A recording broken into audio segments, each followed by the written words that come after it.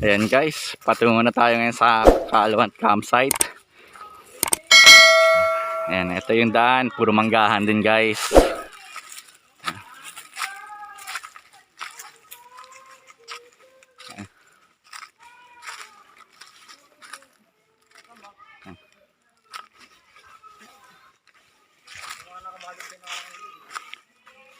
Ay, yung mga nakabalot ng iba guys.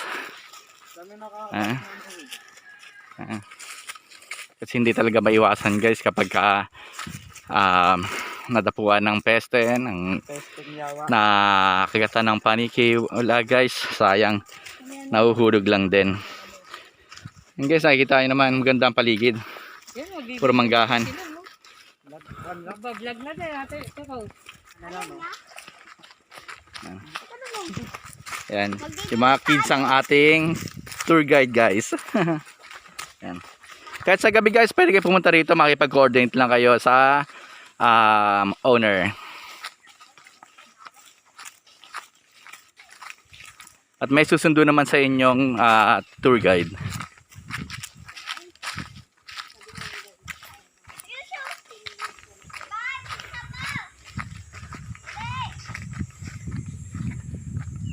Yan guys, ang lamig sa paningin, maganda sa mata, very relaxing guys ang paligid.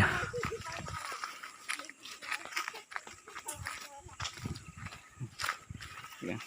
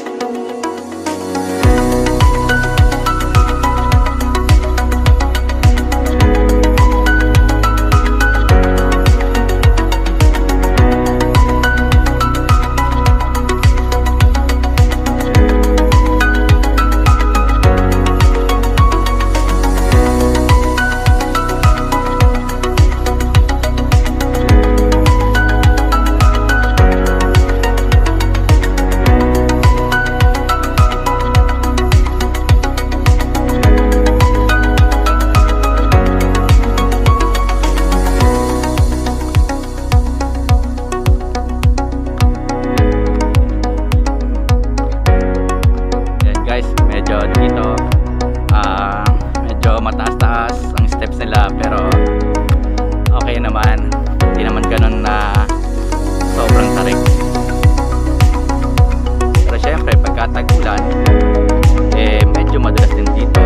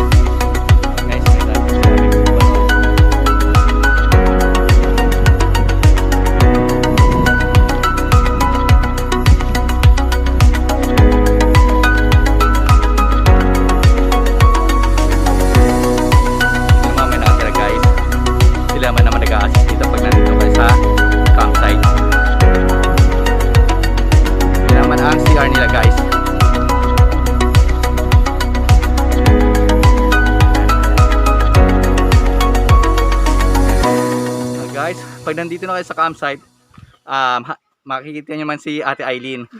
Yan po. Siya po ang bantay rito sa campsite. So, siya ang mag-assist sa inyo kung ano yung mga kailangan nyo, kung ano lahat ng mga para may guide kayo kung nandito na kayo. Yan, siya po. Hanapin na si Ate Eileen. Ayan lang po din ang bahay nila. Maganda. Ayan guys, lahat ng mga makikita nyong kubo rito, for rent po rito guys. Yan.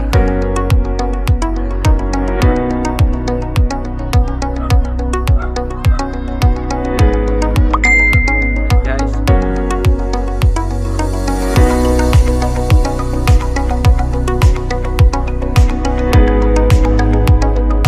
Guys, meron din silang mineral water. Tsaka pwede rin magpaluto dito guys. Ito yung mga charges guys.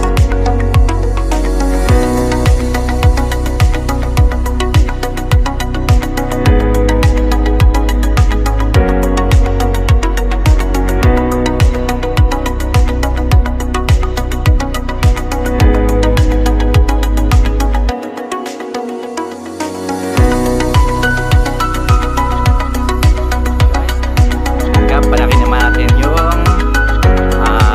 tok-tok.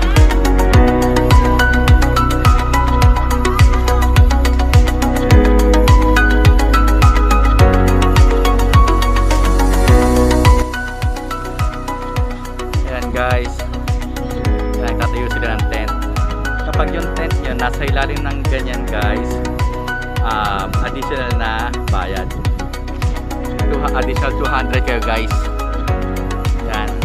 Pero pag tent lang ang dala nyo, mas makakamura kayo.